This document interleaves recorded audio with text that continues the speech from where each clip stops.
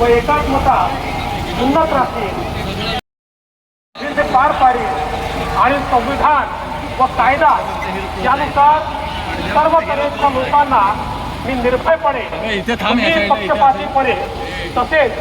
कोणाच्याही विषयी समत्वभाव किंवा आकल न बाळगता न्याय वागणूक देईल।